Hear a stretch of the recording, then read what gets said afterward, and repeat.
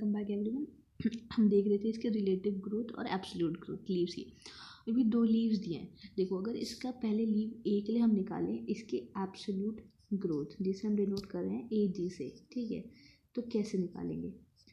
Initial growth क्या थी इसकी? 5 सेंटीमीटर, फाइनल है 10 सेंटीमीटर स्क्वायर। तो हम एब्सोल्यूट निकालेंगे इसकी इनिशियल माइनस फाइनल, तो कितनी होगी? सिर्फ इसने 5 सेंटीमीटर स्क्वायर क्या हुई इसकी एब्सोल्यूट ग्रोथ हुई। वहीं अगर हम लीफ बी के लिए जाएँ, सी ए जी ए क्या है? ए के लिए, ए लीफ के लिए एब्सोल्यूट ग्रोथ ऑफ बी, तो क्या है इसकी? फाइनल इज 55, इनिशियल इज 50, तो इसकी एब्सोल्यूट ग्रोथ भी कितनी है? 5 सेंटीमीटर स्क्वायर। तो दोनों लीव्स की एब्सोल्यूट ग्रोथ तो सेम आई। अब वहीं पे हम चलते हैं रिलेटिव ग्रोथ की तरफ। तो रिलेटिव ग्रोथ रेट कैसे निकालते हैं? देखो, जो ये चेंज है एब्सोल्यूट का, या फिर बोलते हैं growth in given time period, तो कुछ टाइम पीरियड था, उस टाइम पीरियड में कितनी ग्रोथ की? तो इसने 5 सेंटीमीटर स्क्वायर की ग्रोथ की, और स्टार्टिंग ऑफ टाइम में कितनी थी? 5 ही थी। तो ये, और इसकी हमें परसेंटेज निकालते हैं, कंपेयर कर रहे हैं ना, तो क्या इसकी कितनी हो गई? 100% रिलेटिव ग्रोथ हो गई।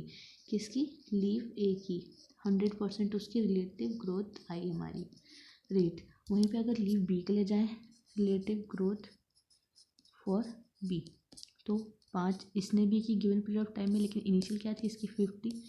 अब इसका परसेंटेज निकाला जाए तो कितना जाएगा इसका?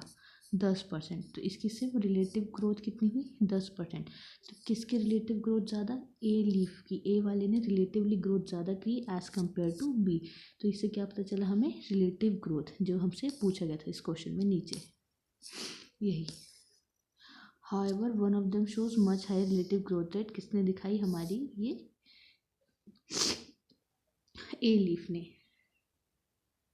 क्यों? क्योंकि उसका इनिशियली क्या था? स्मॉल साइज था, फिर उसने बाद में ज़्यादा साइज बढ़ा लिया, इसलिए इसका आंसर हुआ which one, A and Y, क्योंकि initially its size is small. Now conditions for growth. Growth की क्या क्या कंडीशंस होती हैं? Why do you not try to write down what you think are necessary conditions for the growth?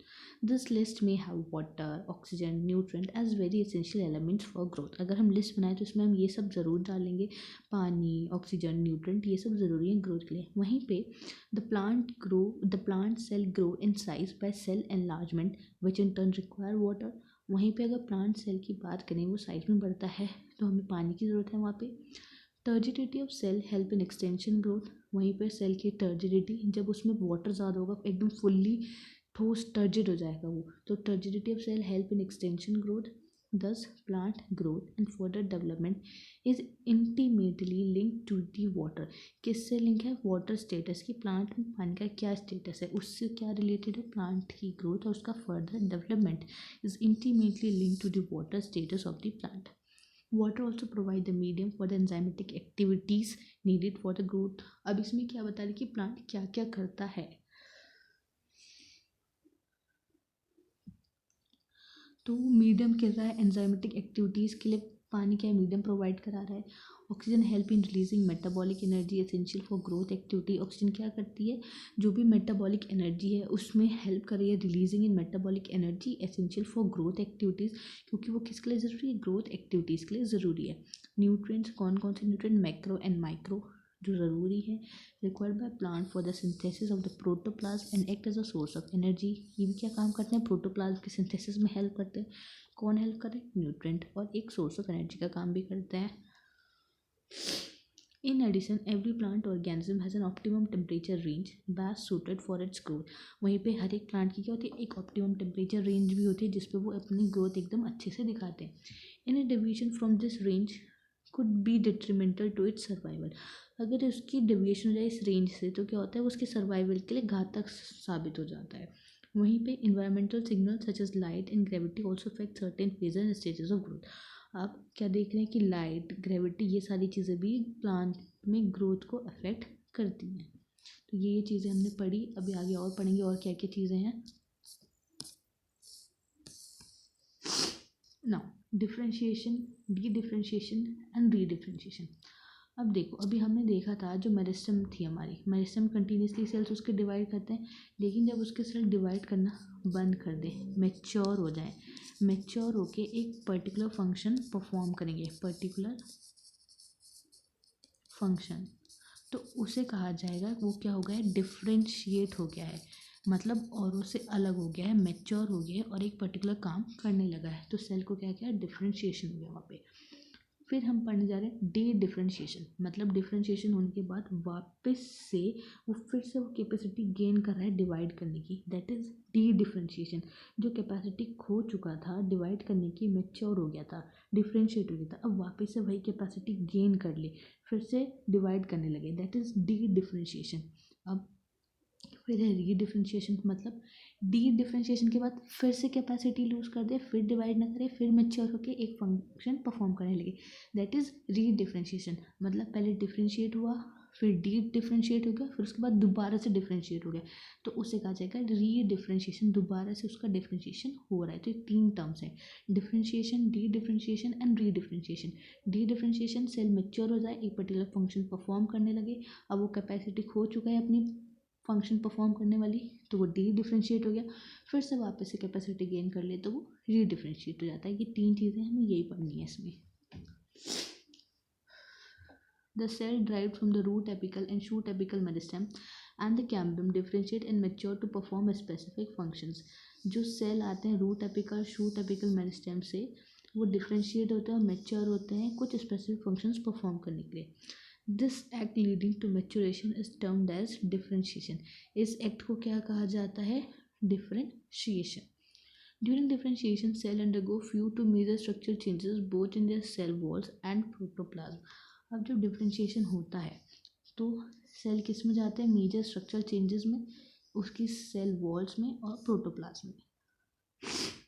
ये क्या होता है डिफ्रेंशिएशन के time. For example, a form of tracheary element, the cell would lose their protoplasm. जब tracheary elements बनते हैं तो cell अपना प्रोटोप्लाज्म लूज कर देते हैं। They also develop a very strong elastic and lignocellulosic secondary cell walls. क्या क्या होता है वहाँ पे, एक स्ट्रॉन्ग इलास्टिक और लिग्नोसेल मतलब लिग्निन और सेल्यूलोज का डिपोजिशन के बाद क्या बन जाती है, सेकेंडरी सेल वॉल बन जाती है। To carry water to long distance even under extreme tension, ये क्यों सब क्यों होता है, ताकि वो पानी ले जा सके। अब एक उसे स्पेसिफिक फंक्शन परफॉर्म करना है, इसलिए वो डिफ्रेंशिएट हुए, तो उसमें ये सारे चेंजेस आए। क्या करना है, उसको पानी लेके जाना है लॉन्ग डिस्टेंस तक, चाहे कितनी भी टेंशन वहाँ पे क्यों ना हो, एक्सट्रीम टेंशन क्यों ना हो। Try to correlate the various anatomical features you encounter in plant to function they perform. Plants show another interesting phenomena. दूसरा क्या फिनोमेना है, जब लिविंग डिफ्रेंशिएटेड सेल, वही जो मैंने बताया, फिर से कैपेसिटी लूज कर चुका है डिवाइड करने की, जो कर चुका था अब वो रीगेन कर ले कैपेसिटी ऑफ डिवीजन कुछ सर्टेन कंडीशंस में। वही लिखा है देखो, divide can regain the capacity of division under certain condition, this phenomena is termed as dedifferentiation. इसे क्या कहा जाता है, डी डिफ्रेंशिएशन। जैसे फॉर्मेशन ऑफ मेरिस्टेम्स, कौन सी मेरिस्टेम्स का बनना, interfascicular cambium and cork cambium form fully differentiated parenchyma cells. कहाँ से बनती है ये, जो डिफ्रेंशिएटेड पैरेन्काइमा सेल्स होता है वहाँ से बनती है हमारी इंटरफेसिकुलर कैम्बियम और cork cambium from fully differentiated parenchyma sales. तो किसका एग्जाम्पल है ये, डी डिफ्रेंशिएशन का। While doing so, such maritime tissue are able to divide and produce cells that once again lose the capacity to divide but mature to perform a specific function. अब फिर से वही बात की गई है, once again lose the capacity, फिर दोबारा से अपनी कैपेसिटी खो देंगे डिवाइड करने के लिए, फिर मैच्योर हो जाएंगे एक स्पेसिफिक फंक्शन परफॉर्म करने के लिए, तो इसे क्या कहते हैं, redifferentiation. List some of the tissue in example, ये सब हम पढ़ के आए हैं, देखा है हमने कि क्या क्या देखने मिलता है जो री डिफ्रेंशिएशन के हमारे प्रोडक्ट्स होते हैं।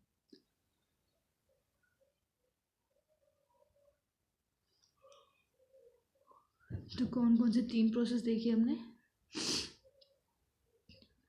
डिफ्रेंशिएशन, री डिफ्रेंशिएशन और डी डिफ्रेंशिएशन। तो री डिफ्रेंशिएशन के एग्जांपल्स जो हम देखते हैं एनाटॉमी में जो पढ़ते हैं वो कौन कौन से पढ़ते हैं, एक तो सेकेंडरी फ्लोएम, सेकेंडरी जाइलम, मतलब जो मोस्टली सेकेंडरी चीज़ें होती है ना वो बनती हैं हमारी, ठीक है। कहाँ से बनती हैं ये हमारी, इससे बन रही हैं, किससे, इंटरफेसिकुलर कैम्बियम और कॉर्क कैम्बियम से बनते हैं हमारे सेकेंडरी फ्लोएम, सेकेंडरी जाइलम और सेकेंडरी कॉर्टेक्स, ये तीनों एग्जाम्पल हैं रीडिफरेंशिएशन के। Secondary phloem, secondary xylem, secondary cortex. और कहाँ से बने ये? इंटरफेसिकुलर कैम्बियम और कॉर्क कैम्बियम। और ये भी किसका ही प्रोडक्ट है? डी डिफरेंशिएटेड का ही प्रोडक्ट है। अब डी डिफरेंशिएटेड ने फिर से कैपेसिटी लूज कर दी, डिफरेंशिएट हो जाए तो रीडिफरेंशिएशन। तो ये कहाँ से आए? यहीं से आए, इंटरफेसिकुलर कैम्बियम और कॉर्क कैम्बियम से आते हैं हमारे secondary phloem, secondary xylem, secondary cortex. तो ये एग्जाम्पल हैं रीडिफरेंशिएटेड सेल्स के। होपफुली क्लियर हो गया होगा क्या डिफरेंशिएशन, क्या डी डिफरेंशिएशन और क्या रीडिफरेंशिएशन। Now moving forward, recall in section 15.1 we have mentioned that the growth in plant is open. कैसी ग्रोथ होती है प्लांट की? Open. That it can be indeterminate और डिटर्मिनेट। क्या बोलोगे इसे? तो indeterminate. Now we may say that even differentiation plant is open because cell tissue arising out of the same meristem have the different structure at maturity. तो हम क्या कह रहे हैं कि जो डिफरेंशिएशन भी हो रहा है वो भी कैसा है? ओपन ही है। तो अब जो ये हो रही है वो भी कैसा है? डिफरेंशिएशन भी ओपन टाइप है, क्योंकि यहाँ पे सेल और टिश्यू जो आ रहे सेम मेरिस्टेम से आते हैं लेकिन डिफरेंट स्ट्रक्चर्स आते हैं मैच्योरिटी पे। इसलिए कहा जा रहा है कि डिफरेंशिएशन भी कैसा होता है? ओपन होता है। क्यों? क्योंकि वहाँ पे आते तो सेम मेरिस्टेम से लेकिन मैच्योरिटी पे वहाँ पे डिफरेंट स्ट्रक्चर्स आ जाते हैं। The final structure at maturity of a cell tissue is also determined by the location of the cell within. अब जो फाइनल स्ट्रक्चर है वो भी कैसे डिटरमाइन होता है? कई बार उसकी लोकेशन पे, कि क्या ही लोकेशन है सेल की। For example, cell position away from the root apical meristem differentiate as a root cap cells. जो सेल की पोजीशन है रूट एपिकल मेरिस्टेम से अवे होगा तो कैसे डिफरेंशिएट होगा? वो रूट कैप में। वहीं पे those push to the periphery, वही जो पेरिफ्री की तरफ चले जाते हैं वो किस में चले जाते हैं? एपिडर्मिस में। जो यहाँ पे आ गए रूट वाले एरिया की तरफ, रूट एपिकल की तरफ, वो डिफरेंशिएट हो जाता है रूट कैप में। एपिक्स की तरफ जाने पर डिफरेंशिएट हो रहा है एपिडर्मिस से।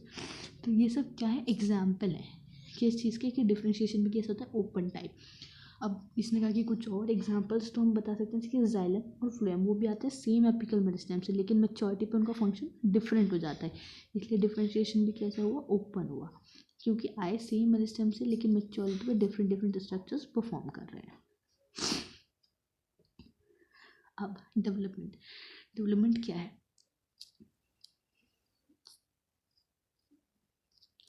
Development is a term that includes all the changes that an organism goes through during its life cycle from germination of the seed to the senescence. अब जर्मिनेट करने से उसके बुढ़ापे तक जितने भी चेंजेस आए उसकी लाइफ में, that is development. Diagrammatic representation of the sequence of a process which constitute the development of a cell of a higher plant is given in figure. अब ये देखेंगे हम फिगर में कि कैसे होता है उसका डेवलपमेंट। तो डेवलपमेंट क्या है? जितनी भी चेंजेस आए उसकी from starting seed germination till senescence, that is called development.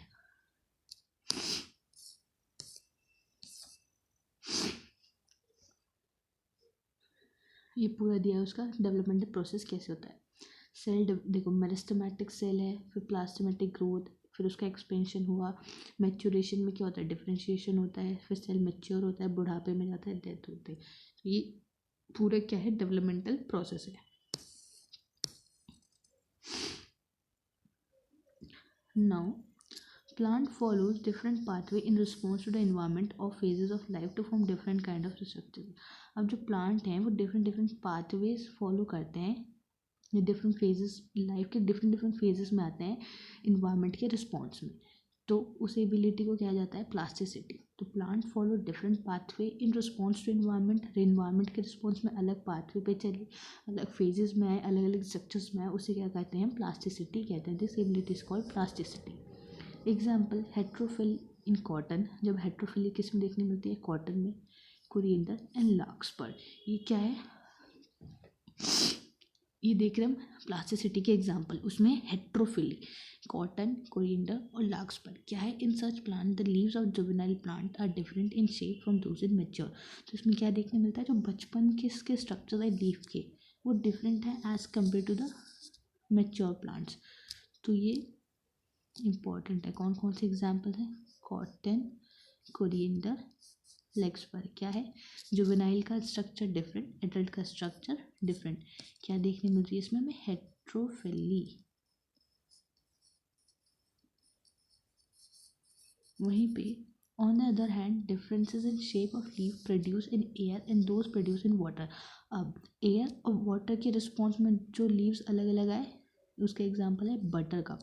Also represent the heterophyllous development due to environment. किसकी वजह से? इन्वायरमेंट की वजह से. This phenomena of heterophylly is an example of plasticity. तो प्लास्टिसिटी का कौन सा एग्जाम्पल हुआ? हमारा बटर कप.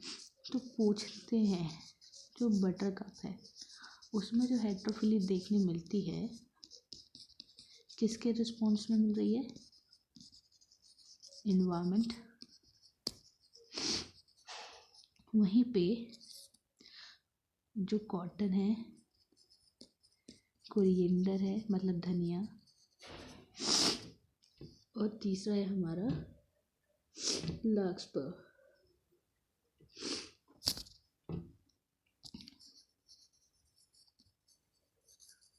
उनमें क्या मिलती है? उनकी लाइफ स्टेजेस. मतलब जुवेनाइल बचपन में अलग, जुवेनाइल से बचपन समझ सकते हैं जब तक वो रिप्रोडक्टिव स्टेज अटेन नहीं करते, और मैच्योर में अलग. तो ये देखने मिलती है हेट्रोफिली इन तीनों में.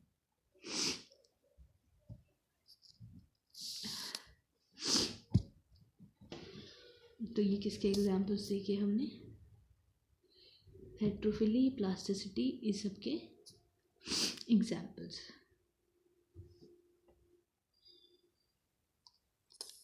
नीचे टेरेस्ट्रियल हैबिटेट दे रखी है, वाटर हैबिटेट दे रखी है. किसके देख रहे हैं हम? लार्क्स पर. ऊपर देखो लार्क्स पर किसका एग्जाम्पल था? जुवेनाइल और एडल्ट. वहीं पे क्या है नीचे? Butter cup. किसके रिस्पॉन्स में? टेरेस्ट्रियल. जब टेरेस्ट्रियल पर वाटर में ऐसे रहने वाला है. तो इसके एग्जाम्पल्स भी बहुत इंपॉर्टेंट है. कौन सा क्या दिखाता है कि मतलब कहाँ इन्वायरमेंट की वजह से आ रहा है, कहाँ पे उसकी लाइफ स्टेजेस में चेंजेस आ रहा है.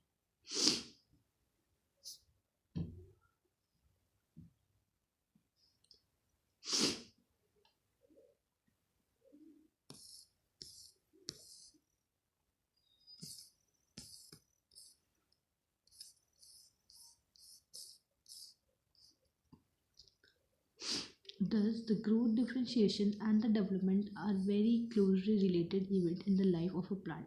तो हमने यहाँ से देखा कि ग्रोथ में डिफरेंशिएशन और डेवलपमेंट ये क्या है? बहुत ही क्लोजली रिलेटेड है.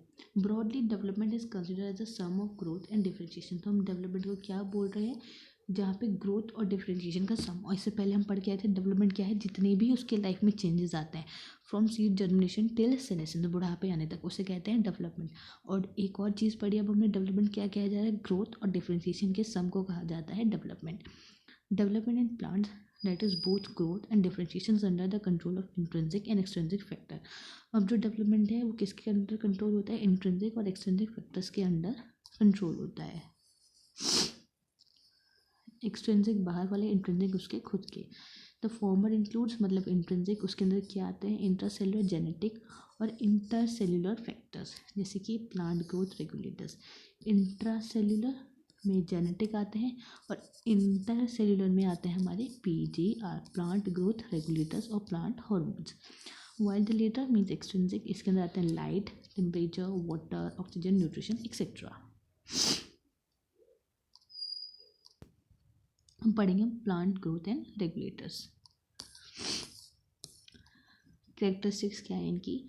द प्लांट ग्रोथ रेगुलेटर, जिसे हम PGR भी कहते हैं, क्या है ये? Small simple molecules of diverse chemical composition. एक सिंपल से स्मॉल से मॉलिक्यूल्स हैं और कंपोजिशन इनका डाइवर्स, बहुत अलग. They could be indole compound हो सकते हैं, जैसे कि इंडोल 3 एसिटिक एसिड या IAA. एडिनाइन के डेरिवेटिव हो सकते हैं जैसे कि N6 फॉरफुलाइमाइनो, प्यूरीन, काइनेटिन. ये सब किसके डेरिवेटिव्स हैं? एडिनाइन के. डेरिवेटिव्स ऑफ कैरोटेनॉइड्स जैसे कि एब्सिसिक एसिड, ABA. ये इंपॉर्टेंट है, पूछते हैं कि कौन सा किसका डेरिवेटिव है. टर्पीन के हैं जिब्रेलिक एसिड, GA3. अलग अलग कलर से हाईलाइट करते हैं.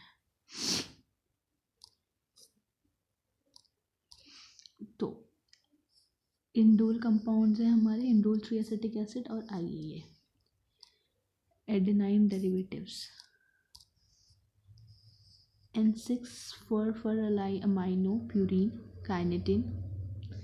कैरोटेनॉइड्स के derivatives abscisic acid ABA, terpene किसके डेरिवेटिव्स हैं,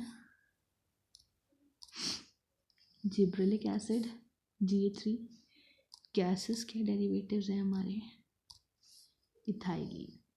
Plant growth regulator are variously described as plant growth substances. Plant growth regulators को हम क्या कहते हैं, plant growth substances, plant hormones या फिर फाइटो हार्मोन्स इन लिटरेचर। ये सारे इसके नाम है किसके, PGR के, plant growth substance, plant hormone या फिर phyto hormones. PGR can be broadly divided in 2 groups. हम इनको प्लांट ग्रोथ रेगुलेटर्स को 2 ग्रुप में डिवाइड कर सकते हैं बेस्ड ऑन देयर फंक्शंस के बेसिस पे living plant body. One group of PGR involve in growth promoting activities, एक इन्वॉल्व होता है ग्रोथ प्रमोटिंग एक्टिविटीज़ में, जैसे कि cell division, cell enlargement, pattern formation, tropic growth, flowering, fruiting and seed formation, इन सब में इन्वॉल्व है। These are also called plant growth promoters. इन्हें क्या कहते हैं, प्लांट ग्रोथ प्रमोटर्स भी कहते हैं, जो उसकी ग्रोथ में हेल्प कराएंगे। तो किस किस में इन्वॉल्व है, प्रमोटिंग एक्टिविटीज, जैसे कि सेल का डिवीजन को प्रमोट करना, सेल एनलार्जमेंट को प्रमोट करना, एक पैटर्न फॉर्मेशन में, ट्रॉपिक ग्रोथ में, फ्लावरिंग में, फ्रूट्स में और सीड फॉर्मेशन में।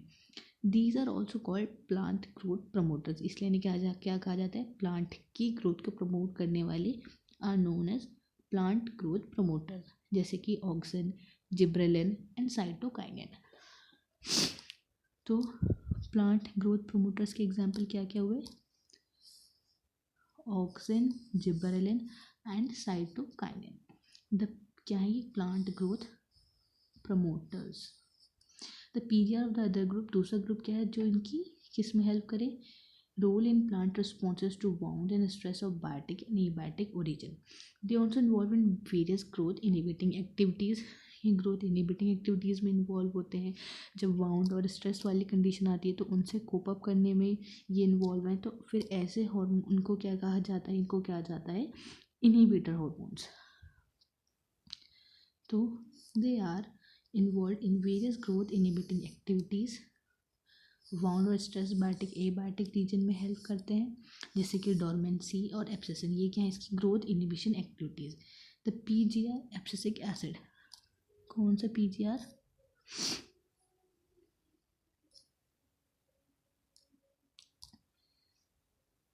Abscisic acid belong to this group, this group is inhibition. The gaseous PGR जिसे बोलते हैं ethylene could fit either of the दोनों ग्रुप्स, किसी भी ग्रुप में आ सकता है, प्रमोटर और इनहिबिटर, लेकिन लार्जली किस में कंसिडर करते हैं इसको, inhibitor of growth activities.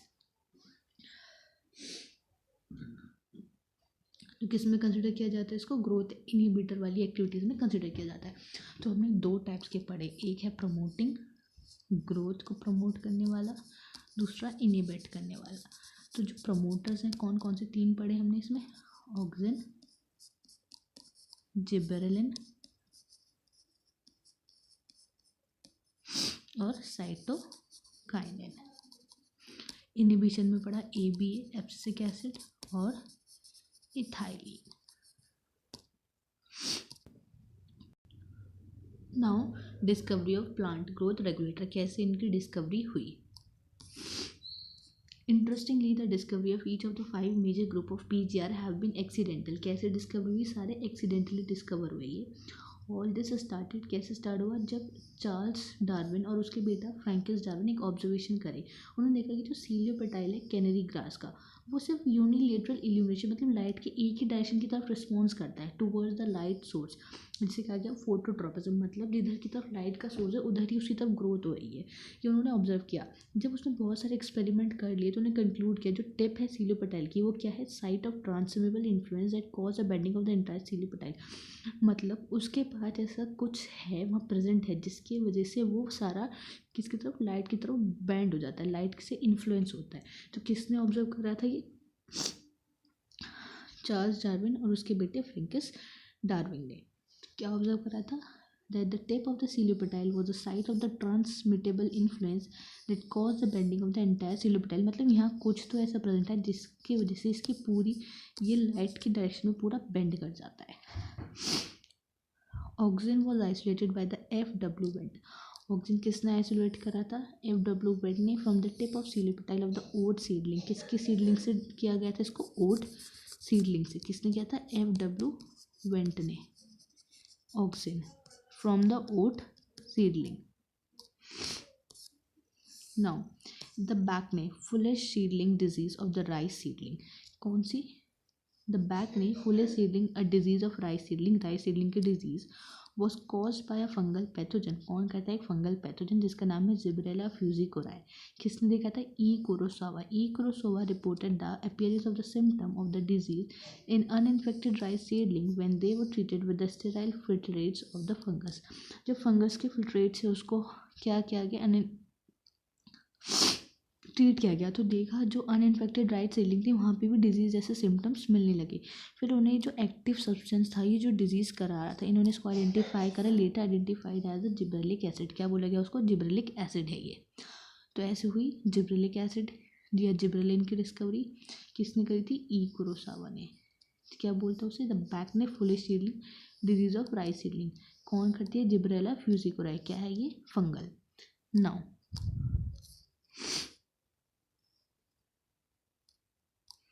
F. Skoog and his co-worker observed that from the internodal segment of tobacco stem, the callus होता है a mass of undifferentiated cells, मतलब ऐसे बहुत सारा यहाँ पे cells, that is callus, proliferated only if in addition to the auxin the nutrient medium was supplemented with one of the following: extract of vascular tissue, yeast extract, coconut milk or DNA. Skoog and Miller later identified and crystallized the cytokinin promoting activity substance that are termed as carnitin. अब इन्होंने क्या किया? इन्होंने ये देखा कि जो callus था, ठीक है, वो तभी आगे प्रोलिफरेट कराएगा जब उसमें ऑक्सीजन के अलावा और चीज़ें न्यूट्रिएंट मीडियम डाली गई। इन सब से न्यूट्रिएंट मीडियम डाला गया। फिर जो मीडियम डाला थे बाद में उसका नाम क्या गया? काइनेटिन। मतलब ये क्या करवा रहा है? साइटोकाइनेसिस करा रहा है, आगे डिवीजन में हेल्प कर रहा है। तो साइटोकाइनिन की डिस्कवरी किसने करी? एफ स्कूग और उसके कोवर्कर। कौन सा था वो साइटोकाइनिन? जिसका नाम क्या गया? काइनेटिन। ड्यूरिंग मिड 1960s कुछ 3 इंडिपेंडेंट रिसर्च चल रही थी जिसके थ्रू हमारा आता है एब्सिसिक एसिड। तो वही पढ़ेंगे हम। 3 independent researchers reported the purification and chemical characterization of 3 different kinds of inhibitors. उन्होंने 3 inhibitors के बारे में बताया। कौन कौन से? Inhibitor B, abscisin second and the dormin. ये सब नाम दिए गए। लेटर को इन तीनों को पाया गया कि तीनों एक ही की बात करी जा रही है, तीनों एक ही हैं।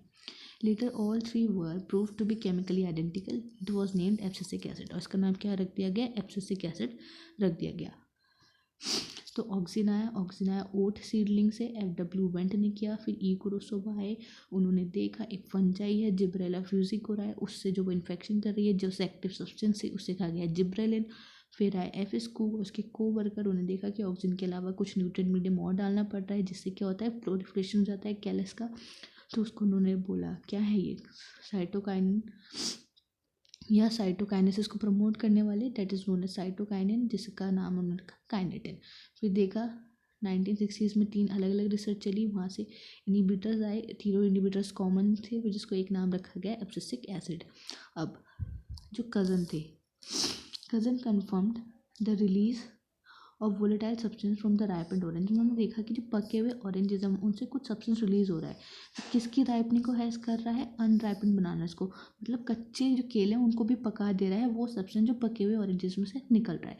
तो बाद में इस वोलेटाइल सब्सटेंस को देखा गया कि क्या है वो? इथाइलिन। और कैसा हार्मोन है? गैसियस हार्मोन है, PGR। तो ऐसे करते सारे हमारे हार्मोन्स डिस्कवर हुए, सारे एक्सीडेंटली डिस्कवर हुए। ऑक्सिन आया F.W. वेंट, जिब्रेलिक आया ई कुरोसावा, फिर आया स्कूग और को वर्कर्स जिन्होंने काइनेटिन दिया। फिर इंडिपेंडेंट रिसर्च चली, वहाँ से एब्सिसिक एसिड आया। फिर लास्ट में आया हमारा कज़न और उसके कुछ कंफर्म किया कि एक वोलेटाइल सब्सटेंस रिलीज होता है जो अनपकी हुई चीज़ों को अनराइपेंड को राइपेंड कर देता है, डेट इज़ गैसियस PGR, जिसका नाम था इथाइलिन। तो यहाँ तक हमने पढ़ लिया। अब नेक्स्ट में हम स्टार्ट करने वाले हैं, सारे हार्मोन्स पढ़ेंगे, कौन कौन से हार्मोन्स हैं, क्या क्या इनका रोल होता है। मिलता है नेक्स्ट वीडियो में। Thank you.